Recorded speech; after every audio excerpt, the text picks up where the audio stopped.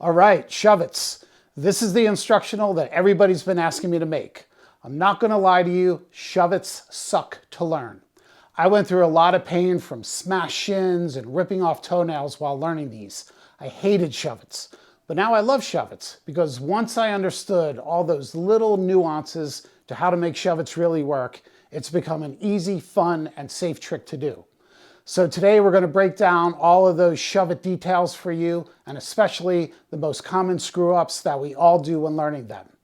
All right, let's do it.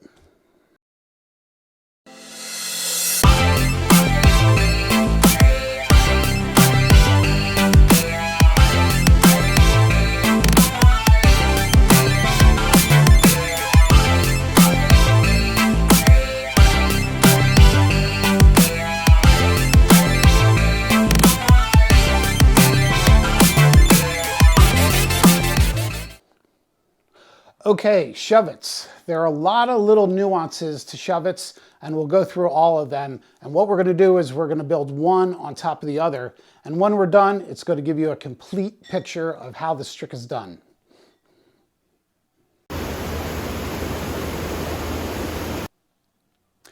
The first thing that we need to understand is the spinning motion of the board. Whenever a board spins freely, it's always going to spin around the center point, which is right here. Now, it doesn't matter where on the board I apply the force from, whether I apply it from here or from here, it's always going to spin around that center point. Now, it may go off in some strange direction, but as it's spinning off in that direction, it's still going to spin around the center point. You can always try to spin it around a point further up on the board, like here, but once the board is free from your feet, it's going to revert to spinning back around that center point again. Now, that's just physics and we can't change that, but what we can do is we can use it to our advantage, and I'll get to that in a minute.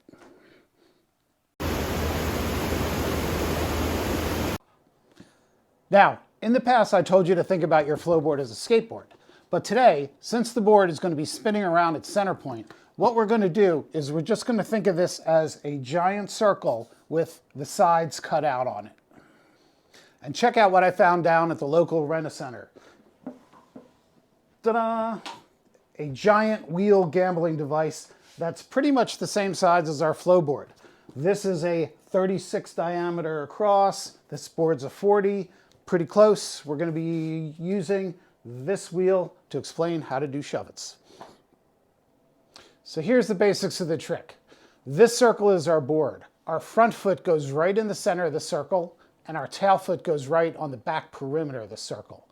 And what we're doing is we're spinning the board under ourselves using our front foot as the pivot point.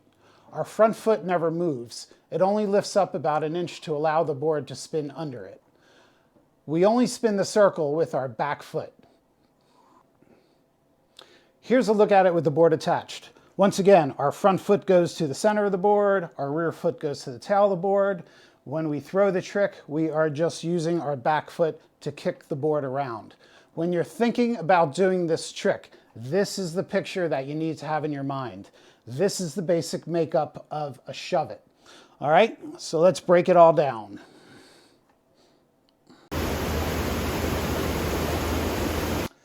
Now, the first huge mistake that we all make is we try kicking with both of our feet.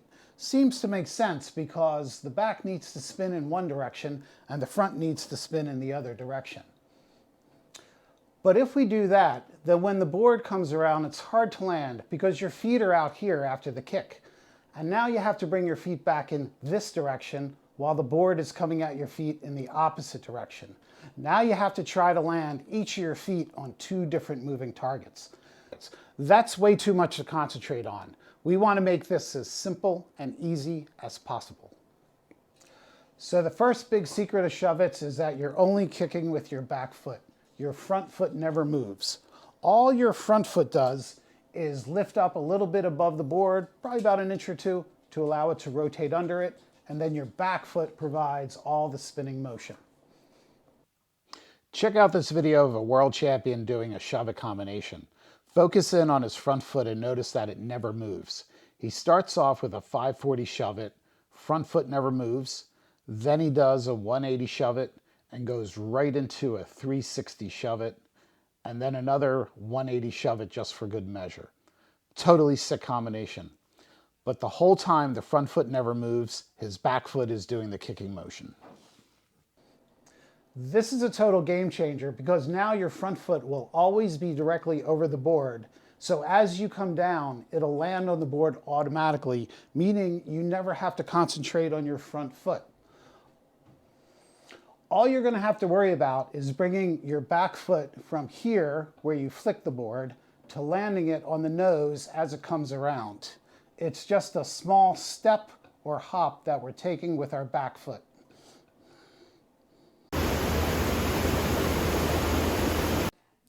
The second big mistake that we all make is kicking the tail to spin it in the wrong direction. Now, the tail needs to be kicked in as true of a circular motion as possible. You need to follow the exact perimeter of this circle. I can't overemphasize the importance of a good, true circular spin. At first, you're not going to have a great spin, and you're still going to be able to get away with doing shove-its. But as time goes on and your spin becomes better and better, it's going to make the trick easier, and it becomes even more important when you move on to start doing 360 shove-its. Next, I want to talk about front foot placement a little bit further in depth.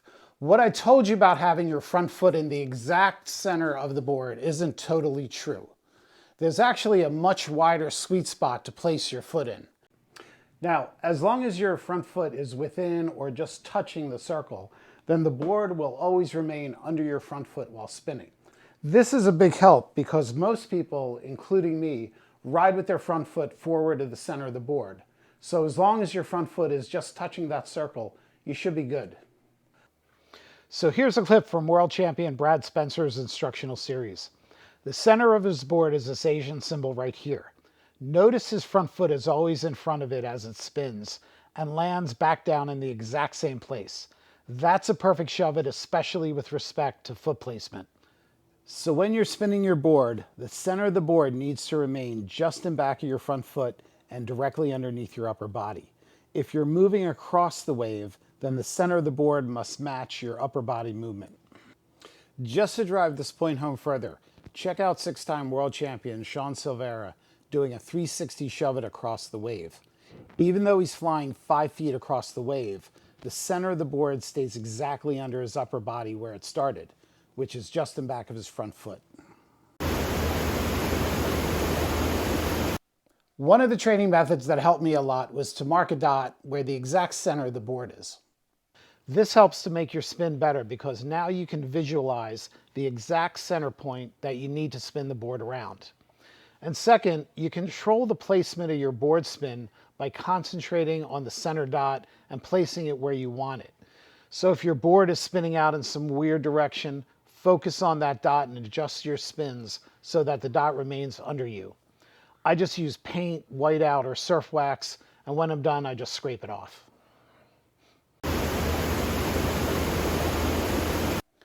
So now let me give you a few important details on the kicking motion. First, you should be riding in a skateboard stance with your back foot about a ½ inch from the back. Now, this is one of those tricks that you can have your back foot a little further up the board in a surfing stance, and you can still pull it off just fine, but it's best to start from a skateboard stance. When you're in a skateboard stance, your back toes are going to be feeling the upper edge of the tail. You really don't need them hanging off or wrapping the side, but rather you just want them grabbing a little bit of that top edge, which is going to help you pull the board around to spin it. If you're in a good skateboard stance, then your back foot is already in this position and you don't need to do any readjustments at all. Your foot's already in the perfect position. Second, and this is so important, you want the board to spin following that outside curve of a circle.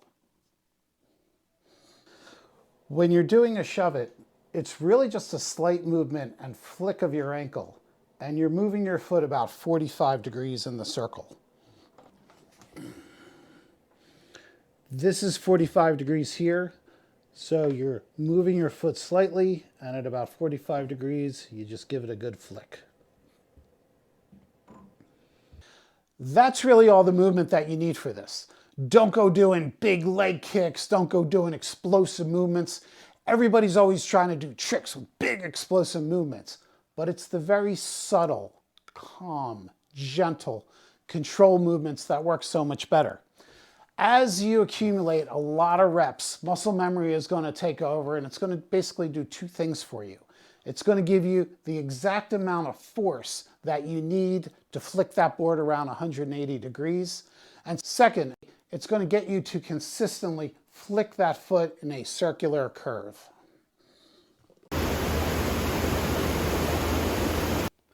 Now, the next thing that I wanted to talk about is where on the wave you throw the Shuvits and also the timing. You can throw the Shuvit when you're standing still, but it's actually easier and looks better when you're moving a little bit. When you're doing them in the flats near the nozzle, you're going to be moving forward with speed and then put on the brakes by getting the board diagonal. The instant you're about to pause and change directions is when you throw the trick.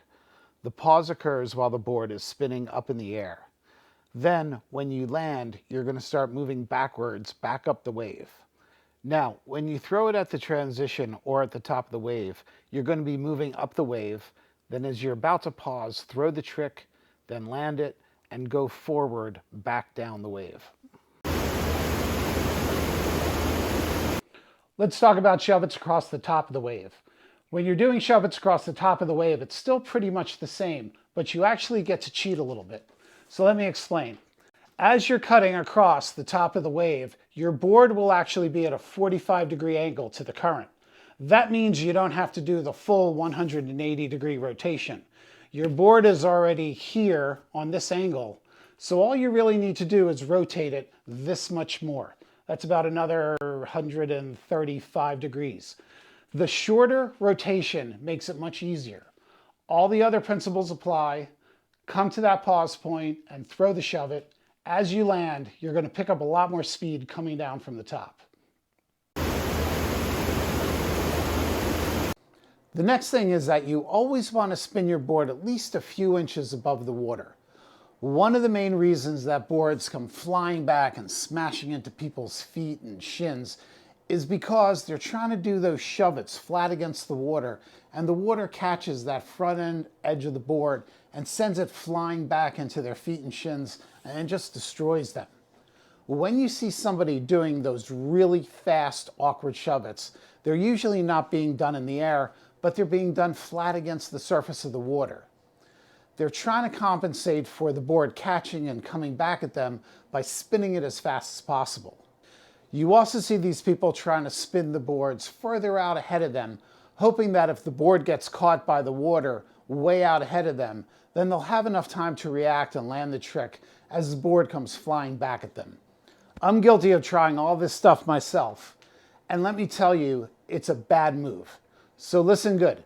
Doing Shuvits flat on the water is just a recipe for disaster and pain. But if you get the board out above the water, then the Shuvits will be nice and slow with a consistent spin. Then as long as you get a decent rotation on the spin, there's very little chance of the board flying back into your feet unexpectedly. Now, there's a second reason that we want to do the Shuvits above the water in the air.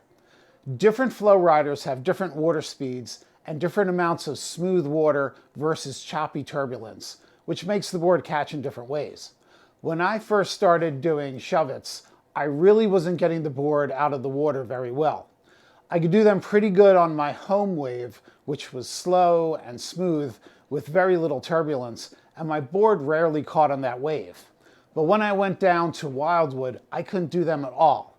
That was because the water speed was much faster and the wave had more turbulence, which would catch my board much easier. But if you're getting the board out of the water, then the board will spin in the air in a slow and consistent motion every time. The air is the same everywhere. So when your board's in the air, it moves the same way, no matter which Flowrider you're on.